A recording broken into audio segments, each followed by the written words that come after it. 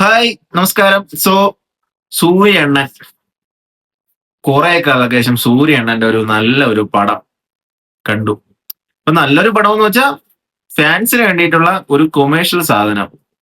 അതിൽ കൂടുതലൊന്നും ഇല്ല. ലൈക്ക് അണ്ണൻ ദൈവമായിട്ടൊക്കെയാണ് വരുന്നത്.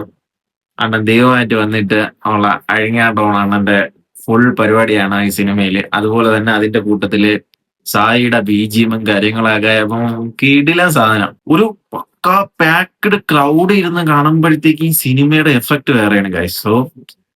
ഭയങ്കര രസമുണ്ട്. ബിജിഎമ്മും സൂര്യയുടെ ഓരോ സാധനങ്ങളും ഫസ്റ്റ് ഹാഫ് ഭയങ്കര രസമായിരുന്നു. അതെനിക്ക് ഭയങ്കരമായിട്ട് ഇഷ്ടപ്പെട്ടു ഫസ്റ്റ് ഹാഫ്.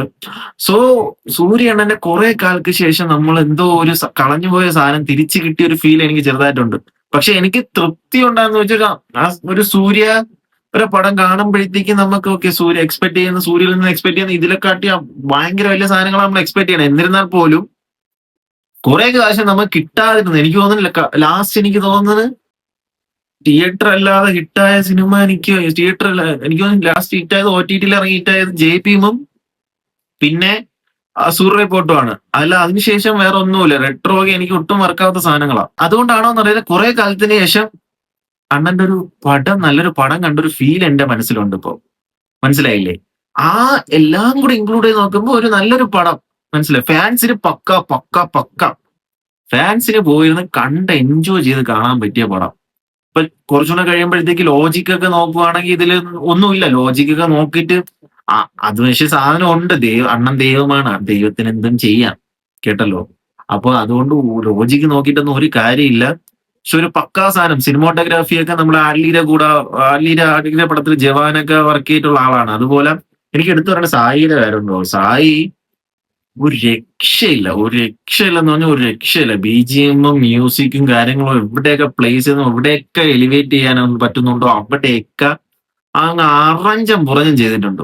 ഒരു രക്ഷയില്ലാതെ സംഭവമാണ്. അതാ ഞാൻ പറയില്ലേ, ഒരു ഫുൾ പാക്ഡ് തിയേറ്ററിൽ ഇരുന്ന് കാണുമ്പോഴത്തേക്കും പടം വൈബാണ്. മനസ്സിലായില്ലേ? നമ്മൾ കുറച്ചും കൂടി നമ്മൾ ഫസ്റ്റ് ഹാഫ് കഴിഞ്ഞ് സെക്കൻഡ് ഹാഫ് വന്നപ്പോഴത്തേക്ക് എനിക്ക് കുറച്ച് ഡൗൺ ആയിട്ട് തോന്നി. പക്ഷെ ആ ഡൗൺ ആയിട്ട് തോന്നിയപ്പോഴത്തേക്ക് എനിക്ക് ലാസ്റ്റ് ക്ലൈമാക്സിൽ ഒരു സൂര്യയുടെ ഒരു പെർഫോമൻസ് ഉണ്ട്. അതവിടെ പിടിച്ചിരുത്തിയായിരുന്നു സംഭവം. കുറച്ച് കാര്യങ്ങളൊക്കെ ഭയങ്കര രസമായിരുന്നു. അത് പിന്നെ കുറച്ച് വേറെ സിനിമയിലൊക്കെ ഉണ്ട് ഇതൊക്കെ. പക്ഷെ എന്നിരുന്നാലും ഓവറോൾ അത് ലാസ്റ്റ് നോക്കുമ്പോൾ എനിക്ക് ഭയങ്കരമായിട്ട് ഇഷ്ടപ്പെട്ടു. സൂര്യയുടെ ഒരു പെർഫോമൻസ് വൈസ് സാധനം നോക്കുമ്പോഴത്തേക്കും അത് ഭയങ്കര രസമായിട്ട് തോന്നി എനിക്ക്. പിന്നെ ഡയറക്ഷൻ ആർ ജെ ബാലാജി ഞാൻ ട്രെയിലർ കണ്ടപ്പോഴത്തേക്ക് ഇവനോ ഇനി എന്ത് ചെയ്യാൻ പോകുന്ന എന്നുള്ള ഒരു സെറ്റപ്പിലാണ് ഞാൻ ചിന്തിച്ചത്.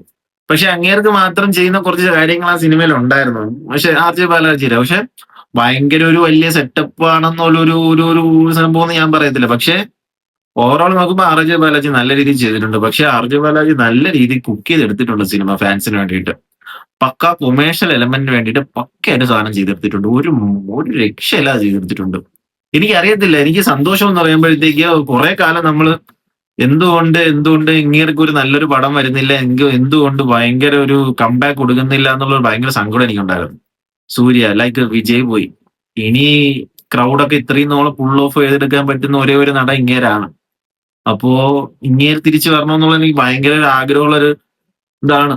പക്ഷേ പക്ഷെ ഇതൊരു അങ്ങനെ ഒരു പടമാണെന്ന് ചോദിച്ചാൽ ഞാൻ ഒരിക്കലും പറയത്തില്ല. പക്ഷെ എൻജോയ് ചെയ്ത് ഫാൻസിനൊക്കെ ഇരുന്ന് എൻജോയ് ചെയ്ത് അങ്ങേരുടെ കംബാക്ക് എന്നൊക്കെ ചോദിച്ചാൽ കുറെ നാൾക്ക് ശേഷം നല്ലൊരു പടം. ആ ഒരു സെറ്റ് ഓഫ് പാറ്റേണിൽ വേണമെങ്കിൽ നമുക്ക് വയ്ക്കാം. സൂര്യ അണ്ണന്റെ ആക്ടിങ്ങോ അണ്ണന്റെ പെർഫോമൻസോ വെച്ച് നോക്കുമ്പോഴത്തേക്ക് ഇതിലൊരു 50% ഉള്ളൂ. പക്ഷെ ലാസ്റ്റ് ക്ലൈമാക്സിൽ ഒരു വിഷയം സാധനമുണ്ട്. അത് കിടില. അത് പറയാതിരിക്കാൻ പറ്റത്തില്ല. അത് പൊളിച്ചടിക്കിയിട്ടുണ്ട്. അത് അങ്ങേര് കിടില. പിന്നെ സൂര്യ ഫാൻസിന് വേണ്ടിയിട്ട് കുറെ ലെമൺസ് ഒക്കെ ബാലാജി ഇതിന്റെ അകത്ത് ആടിയിട്ടുണ്ട്. സോ ഇത്രയൊക്കെയാണ്. നിങ്ങൾ പടം പോയി പൊളിച്ച് കാണുക. അല്ലാതെ നമ്മളിപ്പോ ലോജിക് വൈസ് നോക്കി പോകാതിരിക്കുക. അല്ലാതെ നമ്മൾ പോയി എൻജോയ് ചെയ്യാൻ വേണ്ടിയിട്ട് ഒരു സൂര്യയുടെ ഒരു കൊമേഴ്ഷ്യൽ പടം, കുറെ കാലത്തിന് ശേഷം ഒരു നല്ലൊരു കൊമേഴ്ഷ്യൽ പടം കാണാൻ വേണ്ടി പോവുക. അതല്ലാതെ നമ്മൾ സ്റ്റോറി നോക്കിയൊക്കെ ഇരുന്ന് പോയിട്ടൊന്നും ഒരു കാര്യമില്ല. കൊമേഴ്ഷ്യൽ എലമെന്റ് പോയി പൊളിക്കാനായിട്ട് പോയിരുന്ന് കാണാം. അത്രേ ഉള്ളൂ.